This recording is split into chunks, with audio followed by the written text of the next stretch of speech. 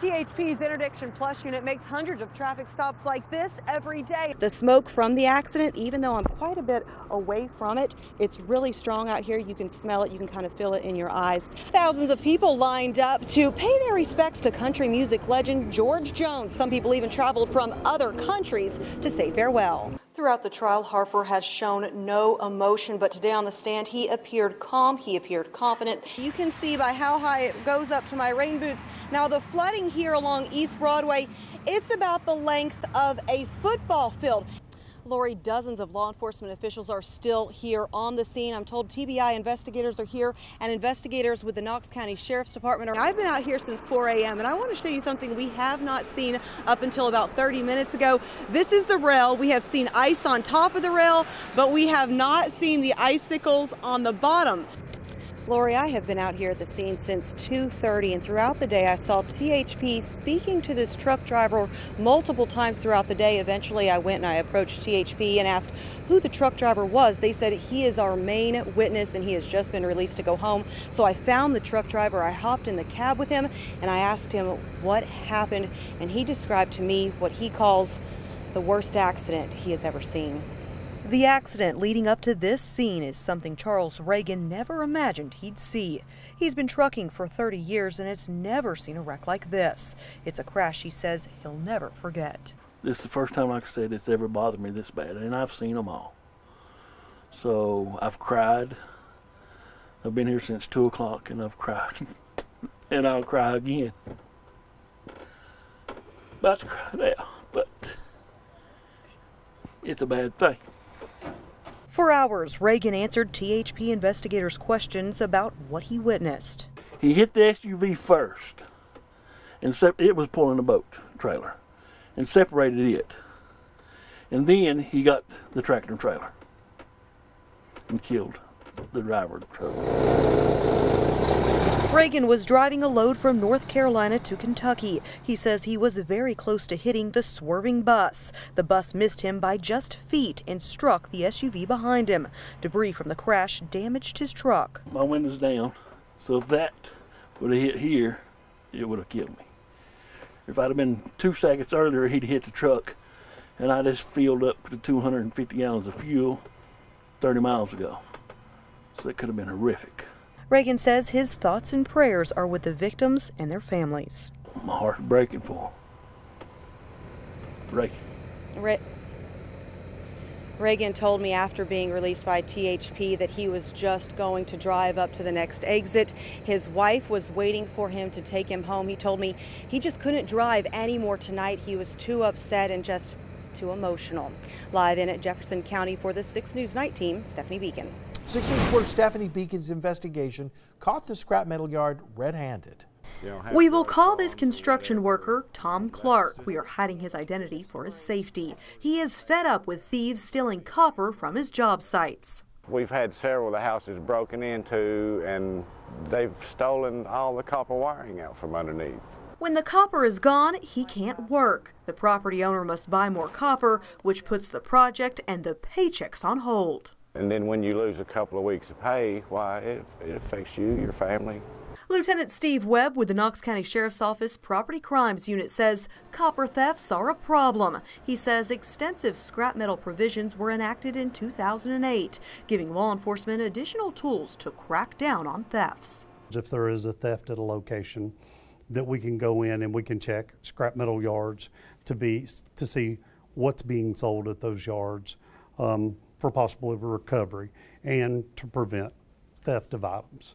The law requires scrap metal dealers to record the seller's tag number, get a copy of their license or photo ID, and take their thumbprint. If a person is trying to sell copper or an unattached catalytic converter, the dealer must write a check and mail it to the address on the license or give a voucher. The seller must wait 5 days to redeem the voucher for cash. That's given 5 days that a report could be made and law enforcement launch an investigation. Clark says before copper wire is sold to a scrap metal yard, the insulation is burned off.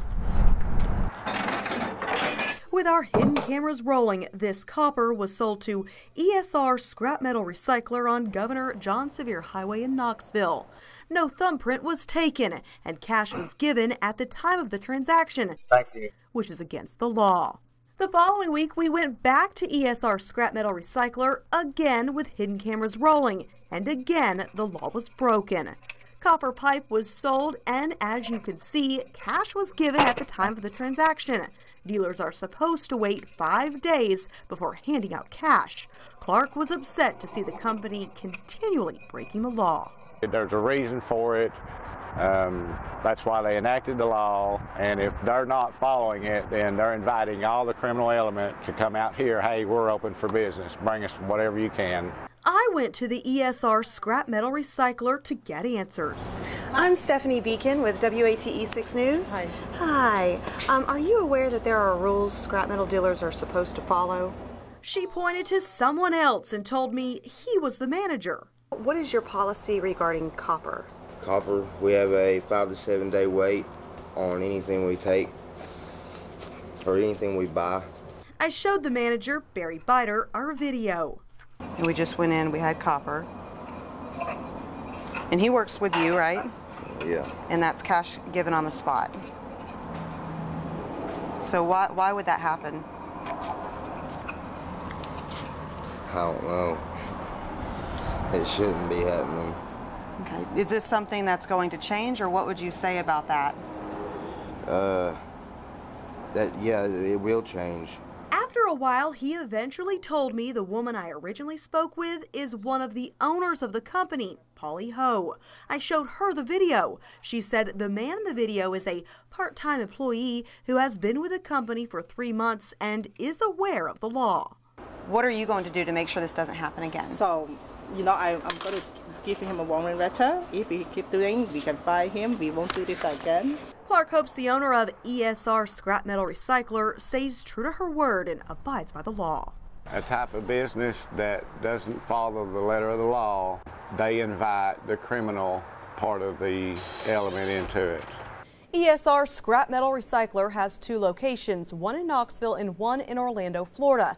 Jerry Ho, the company's operational director, says he will be flying in from Orlando to resolve the issue. He says a staff meeting will be held at the Knoxville location by Friday. He says 6 News will be allowed back in the future to see how ESR Scrap Metal Recycler has changed their operation. In the studio, Stephanie Beecken at 6 News 19. Did you want to zoom on it? 52 years ago, Nancy and Crawford Turner were dating. At the age of 16, they had their pictures taken at the Douglas Dam Reservation. We picnicked right over there on the picnic tables, and then we came over and had our picture made.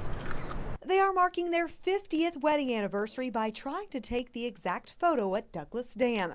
It's an area the couple has always loved. Very serene and peaceful. We love it up here. The Turners were saddened to learn men were allegedly coming to the dam to meet and engage in sexual activity. I think it's a shame. There's families up here. There's children up here. Sevier County Sheriff Ron Seals says detectives spent about 4 weeks undercover investigating complaints of sexual activity occurring at the area. This is an area where families bring their children to go fishing, and we felt that we needed to do something to stop this. Sheriff Seals says the men would use internet sites to solicit sex, then use the parking lots and scenic trails at Douglas Dam to conduct sexual acts.